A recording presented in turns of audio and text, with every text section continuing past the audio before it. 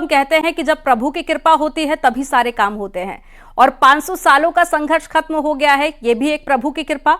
और ये वो दिन आ गया है जिसका सभी बेसब्री से इंतजार कर रहे हैं। हम बहुत सौभाग्यशाली हैं कि हम इस मौके को देख पा रहे हैं कि हमारे सामने प्राण प्रतिष्ठा हो रही है। हम प्रभु श्री राम को विराजमान होते हुए देख पा रहे हैं।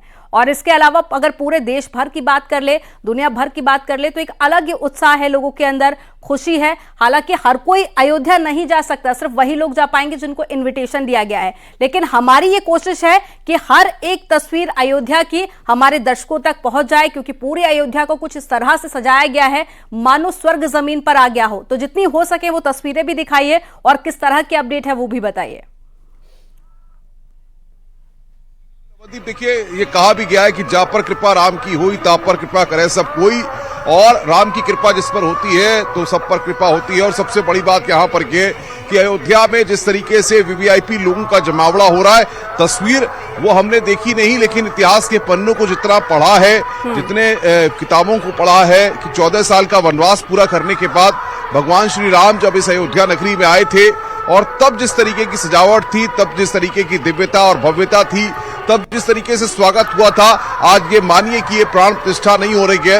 ये एक तरीके से भारत के भाग्य का नया सूर्योदय है, जिस बात को मैं लगातार कह रहा हूं, क्योंकि जिस तरीके से भगवान श्री राम ने एक विराट व्यक्तित्व के तौर पर जो भी भूमिका, जो भी जिम्मेदारियां उनके ऊपर रही, चाहे एक भाई की जिम्मेदारी रही, चाहे कुशल प्रबंधक की जिम्मेदारी रही, उसमें अपनी एक अलग छवि प्रस्तुत की, अपनी एक अलग सोच प्रस्तुत की, जिसको लोग कहते हैं कि हमें सिर्फ भगवान श्री राम का नाम नहीं लेना है, बल्कि उनके दिखाए मार्गों का, उनके उद्देश्यों का अनुसरण भी करना है। तो आप ये समझिए कि यहाँ पर कर्नाटक से, तमिलनाडु से, महाराष्ट्र से जो बड़ी संख्या में लोग आए हैं, अपने हाथों में किताबें लेकर के आए हैं, रामचरितमानस को लेकर के आए हैं। तो आप ये समझ सकते हैं कि लोगों में जो आस्था है वो यहाँ पर साफ तौर पर दिख रही है।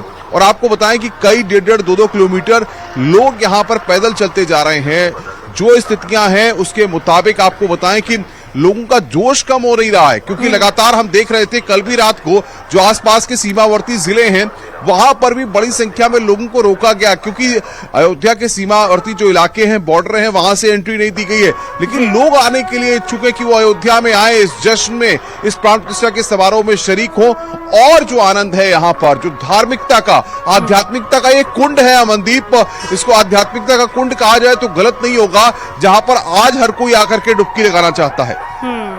बिल्कुल, आज हर कोई चाहता है अयोध्या पहुंचे, लेकिन ये संभव नहीं है। ट्रस्ट की तरफ से कहा भी जा रहा है कि आप 26 जनवरी के बाद अगर आते हैं तो रात के 12 बजे तक ही हमें अगर कपाट को खोल के रखना पड़ेगा तो हम रखेंगे, लेकिन हर एक राम भक्त को दर्शन कराएंगे। और चलिए एक बार फिर से अनूप गुप्ता का रुख कर लेते हैं। अनूप, तकरीबन 10:30 बजे के आसपास प्रधानमंत्री नरेंद्र मोदी का पहुंचने का कार्यक्रम है, और उसके बाद में शुभ मुहूर्त की बात कर ली जाए तो 12:05 पर शुभ मुहूर्त रहेगा, प्राण प्रतिष्ठा की शुरुआत होगी। तो क्या इस बीच प्रधानमंत्री के कुछ कार्यक्रम भी रहने वाले हैं अयोध्या में? का हम जिक्र कर रहे थे, तकरीबन 10:30 बजे प्रधानमंत्री नरेंद्र मोदी इस पवित्र नगरी अयोध्या में पहुंचेंगे, और उसके बाद हेलीपैड के हेलीकॉप्टर से वो सीधे राम मंदिर हेलीपैड पे पहुंचेंगे, और जो 10:55 से लगभग 12 बजे तक वो राम मंदिर परिसर में ही वहां पर वो घूमेंगे। जो वहां कार्यक्रम होने वाले हैं, तमाम जाप होने वाले हैं, इसके अलावा वहां श्रमजीवियों से उनकी मुलाकात होगी, और जिस तरह से 12:05 से 1 बजे तक राम मंदिर प्राण प्रतिष्ठा की जाएगी।